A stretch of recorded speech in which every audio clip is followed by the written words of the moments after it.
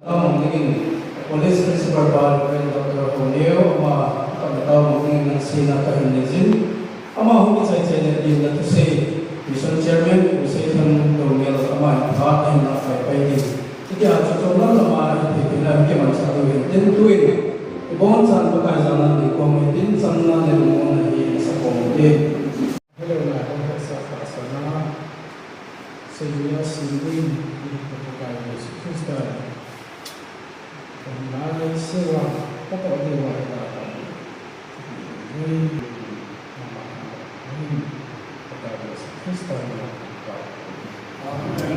Mona sebagai paham tak tahu ni man preserving sebagai paham tu saya apa amanah sahaja tin tua hi ini tu saya mungkin ini chairman panen dua sungai board member o board dengan orang macam mana board dengan board ini Mas Benin tuni diko dilo pi ka iuwa ita na konsun ko ina sa tam tam jole ko kay may gamadinga kay po na dinga Commission Service of Evidence Department ho ko mission supervisor ko ando na tuna ko convention worker service ida wajau selawon sabin upi waktu convention mission board academy nasul cewa ki paatu ko kami kuni pa minister ikan ko dan hakit university secretary hati disu aku dengan KBC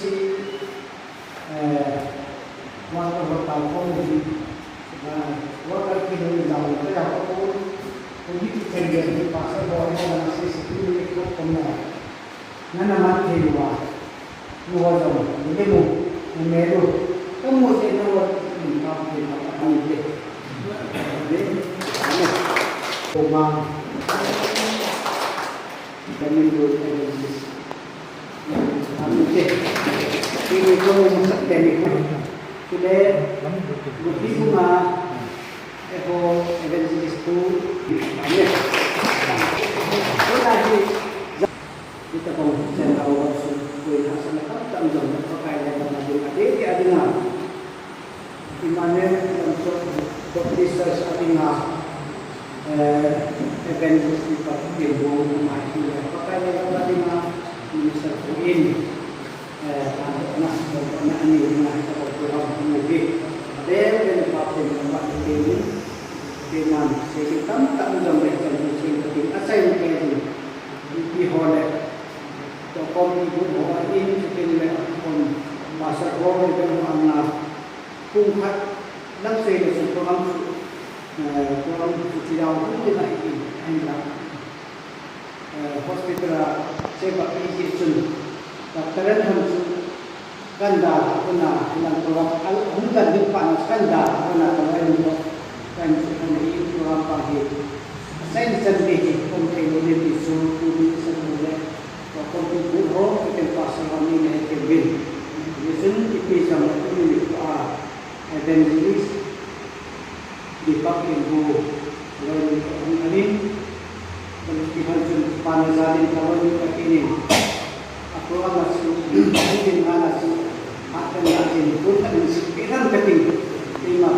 There is an incoming call. The Maoki. There is an incoming call.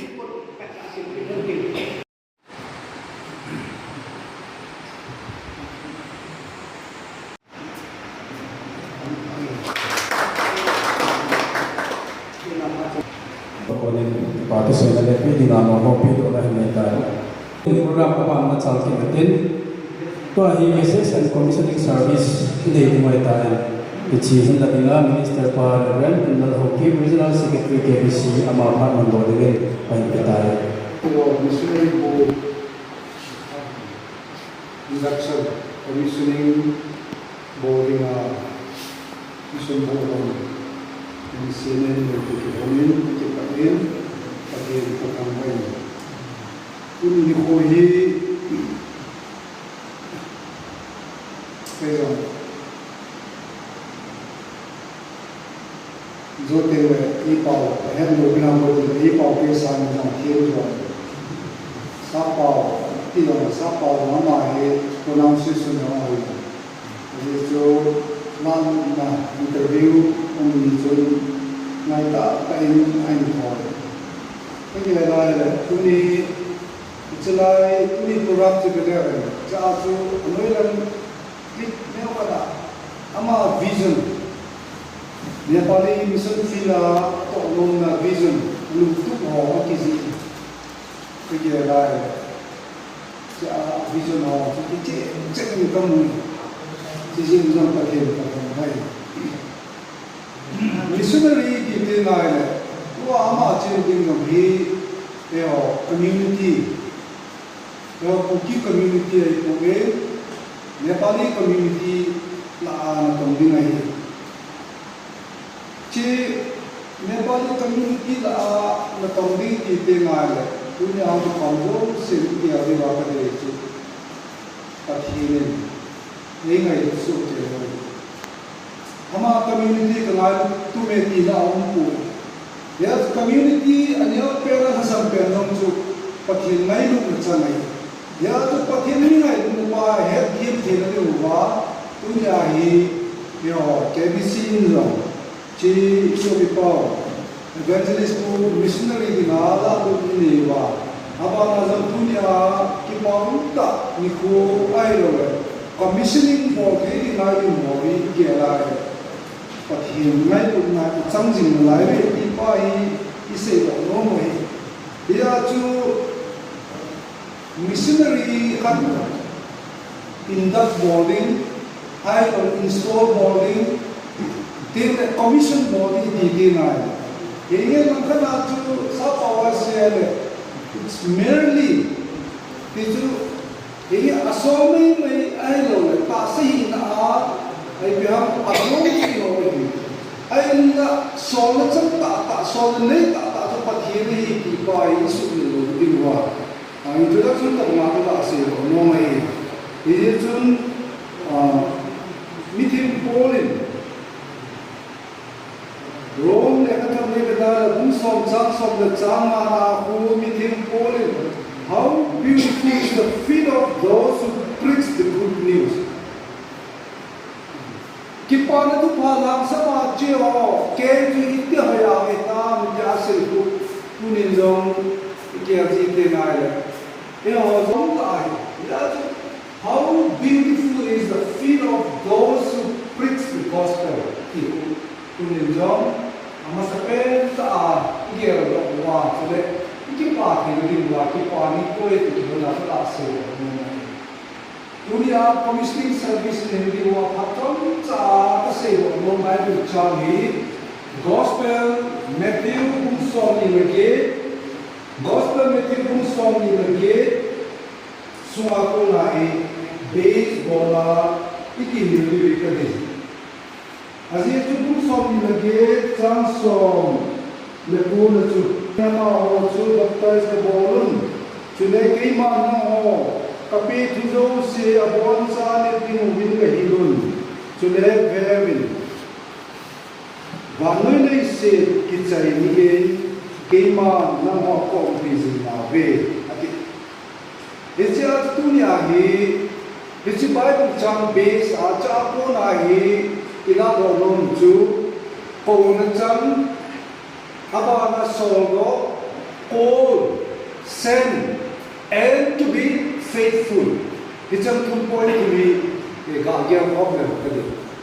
Isi Bible jang ako na hi muhi, ang masape na hi ay Hiji tu nama cebin, hati tu sen. Hiji ko tu bang sim kita ada kona, mio kona aja na bawa kemudian, aja na cuci ada to be faithful, hati. Ya sama sampai tahi, and missionary is called by God. Missionary kiti, evangelist kiti, I pakina kona cangahi, I payah katla seyok nom. Isaiah ne kumi benaila Isaiah bungu changi ne benaila Isaiah unju masa apau na jama pathian ka encounter ပတ်thiên to kiho om ne pathienin ama akowa achai na chu aman jo here are my god ti komunen to me pakai ke ma nei solin ti a ase pa tin ti ti me lai ne missionary evangelist ki pakai pura ko chan din pakai pura ko na chan ni a chu ama solin ai lo ama ti ki thorin organization denomination AP Hiji jun icha tunya iso pawon jong agel dinga kade fi ai ko nei chen paw ni ipi rumen lang jong le ko nei chen paw a jong dinga ipi ngai cham ti hi ka se no men hija chu akhala when people appreciate you serve God faithfully. Nehemi pacha ni nei tinga jong le hija kai ma ki mo le sa bi nai poin ko nei cha ta pa pathian chu faithful ta kita ta ma na to de hi ti point su min no ni hi when people misunderstood you serve faithfully. Mi hon het kiel nei tinga jong le alen bi nei na to na ko na mi hon ki mel munga na het kiel nei ti jong le hija chu to serve faithfully. Jang chu pakai na kita ta to ding hi. Abang ni when the work seems small, serve faithfully. Isang tu hi pai tai ji mai pathian ko ma chan na pau hi. That chat ding I know that any circumstance you man lang wang le faithfully kita ta pakai dinga panila dinga mi pa cha ni chan ting wang le kei pakai na tong kahi dia pakai dinga kita ta panla mi musin ni chan ting wang le pakai dinga kei pakai ko na chan kahi ko we dia kita ta panla ni ai no le gen the hasan na ting wang le kei pakai ko na chan kahi pathin ni za kai ko nan te dia ama dinga kita ta hin koi man te ngai le ipi thinum nu ngan lang jong le ko ne chan pau chu hat jo ni hi tu ni akhat na pakaya kuna ko na chang hi zirwa hi jo khat na ka sei lo no mai ani na joi le and missionary is sent to serve adwe yo Christian mission Christian na to ni te na it's not about position kay missionary ka hi position ki post tu cha he ki na ipoin I know authority thale na pa cho ipoin I know ni ho recognition ko na ipoin uni denjini palimbu komisioner servisa intim ko he we no vistar ho kan vistar ho le Ini sozo si dorita nula nula ipatu kan pun patinin nakol jam patin bu cerita hen punya komisi borbau ini limbung mabana patinan to macam tu le ada jadi dingin kemudian semula kuning pun sebelum patin kai secara betul dipakai di perikai. Silakan bero.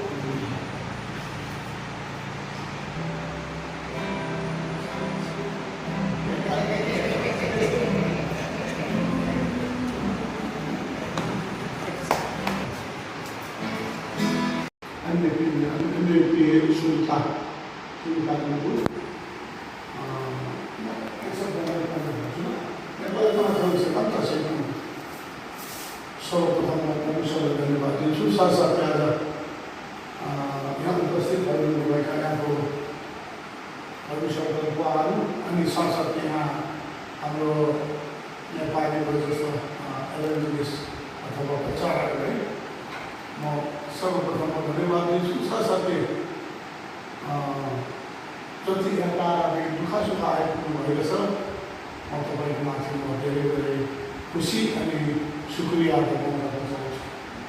विशेष गला ipa bai ka ma no ma sa tôi ra cũng ra đó xong tàu thiên nó mài xì mai cái gì rồi cái gì cũng làm nó bắt ra cái kia nó đi xe kia mua sao hami anu sama das làm xe nó bán nó das nó có cái cái kaman nó cái tao siapa kan pasal mana pulang semua ani ketiang sisa dulu ada depan bayarnya apa begini limbu tu dia berarti suatu boleh sah sudah tapi ni kita ini malah tahu kalau ini dengan ikan di sini kalau sama ni kisah cakap kisah yang lain ayo ni kan mesti kating kaya jua saya bangga kating sama ni kita nale Cina kata harus ayo ni tupi yang kita kasih kating jomtan ditanda ni ama sebenin kating orang ni cana tu ni Mr. Ivan Biu Sarang ni dan salam tapi langkah yang sih tinggal supervisor apa ini noh sih cuma kita tumpang bondoi kates namanya kan saya dia kates namanya bang tu di gamlen ni kahin jawa tu bang tua hi sakap di luar mikap tinggal kaci tay di ni kan dia tu hi Dua gelin, duni bola ini ingai guna, ada ini bola pun nanti tanya ke gel jadi. Kalau gel asih kumam pilih, kumah semua ini, kalau kate huhin ingai pakai, nama ni kan ini kata apa yang nilai. Kumhat kate kumah semua, ni kate ni kalau kate huhin ingai tu.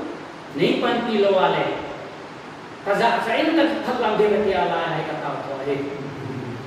ai le ke i ta mam te yang pati le ni het so ke hi kam le ni ta hi ni chang ai ka ngom pai doi ka ma pai doi ka kilo gari cuma bas cuma puna pati hai la to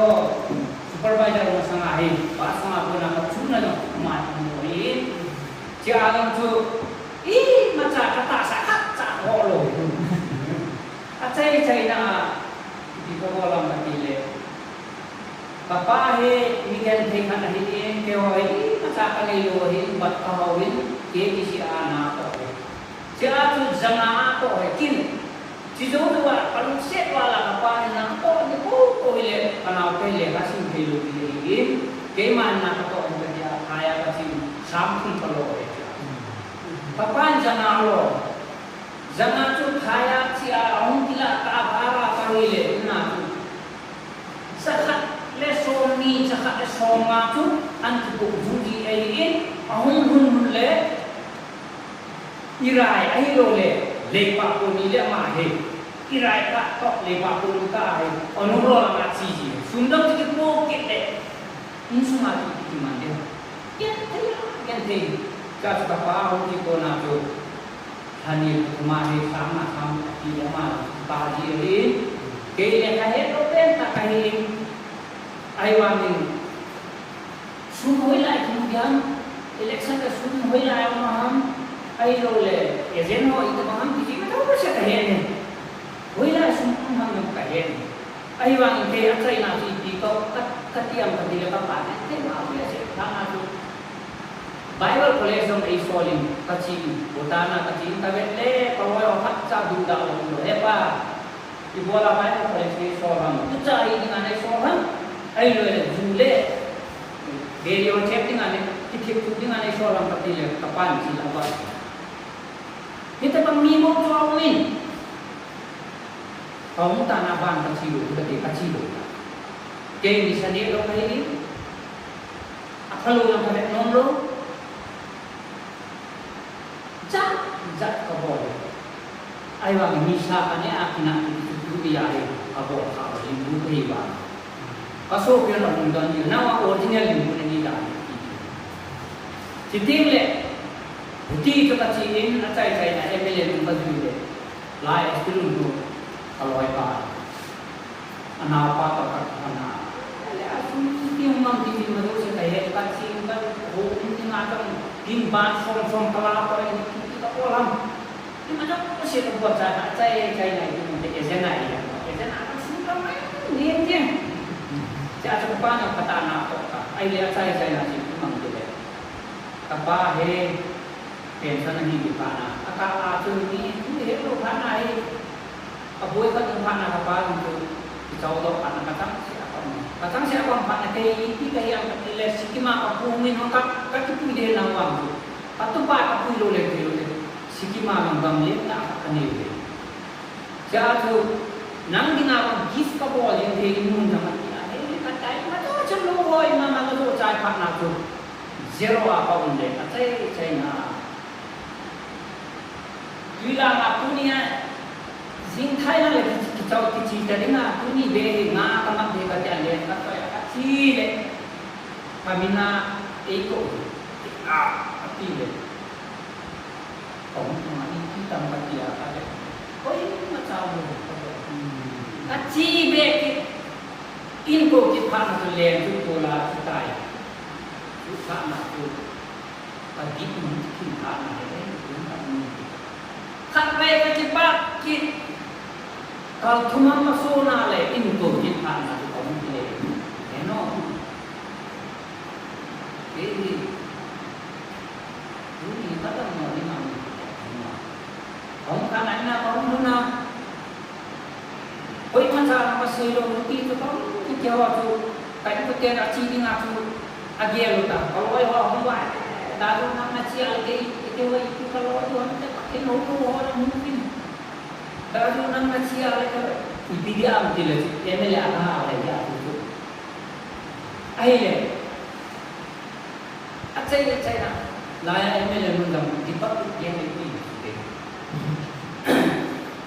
ai ba na cho ti tu kong ma ti kong pa na tu siro wa kong telo ai le nang kanai telo maca kanai telo kapan doa itu yang terhubung dengan kapito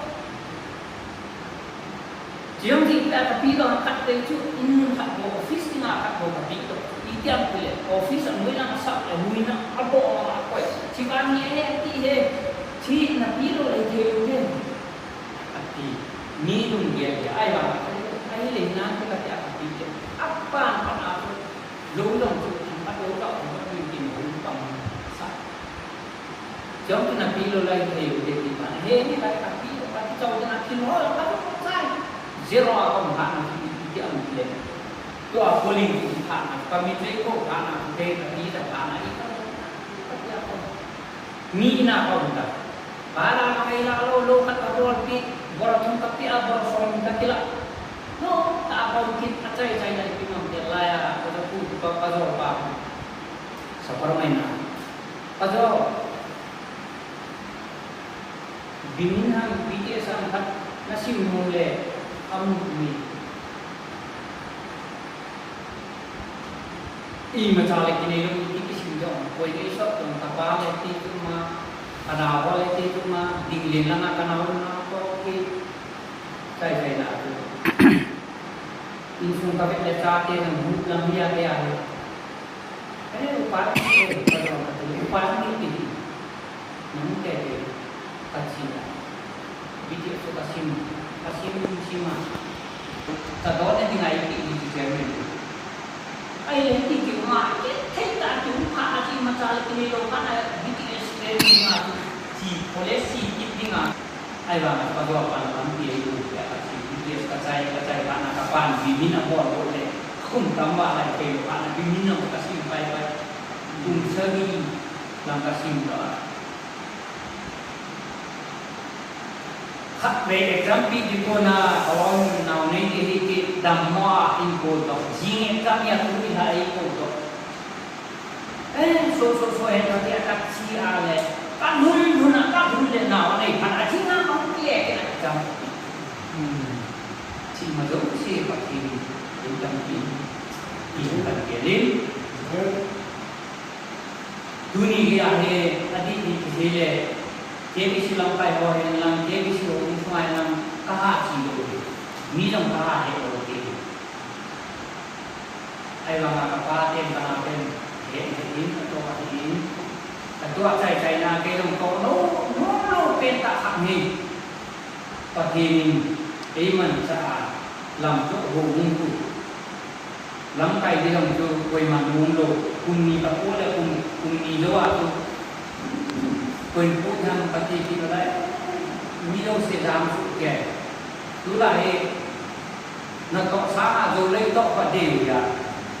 ho mung na to ni kun lo ya so ami yang la ani pati la ni se de ho mung lam kai sa ma tu zo le na to su ni na de Johor dalam negara ni lah, kakak dengan anak ini, ini tidak ada orang kita hidup dalam hidup. Ini hello, dunia lain mana itu menurut ni, dunia kalau ada orang lampai orang yang lampai orang yang kamu ada, pendong tu, ini tidak lain tim lain itu. Saya bangga tu pakai ni. Masalah ini macam apa pen zero apa nak bayar semua saya tu ayah tu itu egon kita macam kita lo hingga apa nak kita hak kita lo dari semua apa nak suat kita lo itu nak kau nak kita dunia saya na KBC lakai ho to misal lakai ho to homing di nai koi kita ni kan dia ni adin kêu bảo hết thêm kêu con mang kêu bảo hình mua bảo hết rồi bây giờ anh chị tham thì lại kata jani hui kêu kata jani thì chẳng nghe bảo thì cái đấy mà kêu cả thêm pen supervisor không quan tim không tại vì rồi việc mà là đâu sử dụng được cái gì thì bisa cái iniก็ปีที่งาตัวผมสมาชิกทุกปีเลยที่ทุกเที่ยวไอ้เราเลยผมสักเราเลยมาจากกันเลยที่มาจากนี่เราเปลี่ยนกันยังไงวะตัวผมสักที่เลยกินหัวต้องผมกินยังไม่ได้เนี่ยจ้าพ่อมากินเนี่ยจ้าพ่อมาตักตู้มากันตักตู้เด็กเลยอีกหัวอินต้องดึงลงตัวกินกับที่ให้เอ๊ะสุขภาพเยอะนั่งนี่ลูกที่พอเล่นน้ำซุปที่ก็ได้จริงๆแต่ป้านนู้นใช่ไหมเขาไม่มาจุดนู้นแต่มากับสิ่งที่ติดใจอาจารย์ใช้นักป้านที่บอกเราเป็นเฮ้อามุนเลี้ยงปลาให้นั่งนักจันเฮ้ที่ไอ้ดาบอาจารย์ใช้นะการนักตกโอ้ละtapiนักป้านตัวไอ้สิกิจาtapiเราป้านลูกตกคุณตาไอ้ดาบtapi jom kaya hihin kapa ati kagelin kapa ninda ati di ujul atu kaumin to hawuni sumahilang lang to sumahilang ko ingati ni kon deno sama seido lo ka kan punggoin italin singkatin seje sewa nama ni ngai kamunan kate ne wa nangin na sona banen ke wa hom tum zurin o pathin Hongin zong so ta kin ho ka sin service ne thin ka ta ke pa le ka thang ba ni ni kin ne te ho he atha ba na ngin ne ko na ama ading atha ba gyal lo le ama ading atha ki pe be na hi ne ko na ta ni dam sala kin won te ho cha ne ka cha dang wa lo pin ang cha gel lang na cha te ho na phat he ko to le na ka khom ta ba te wa ka Jesus Christ na ka ta hi amen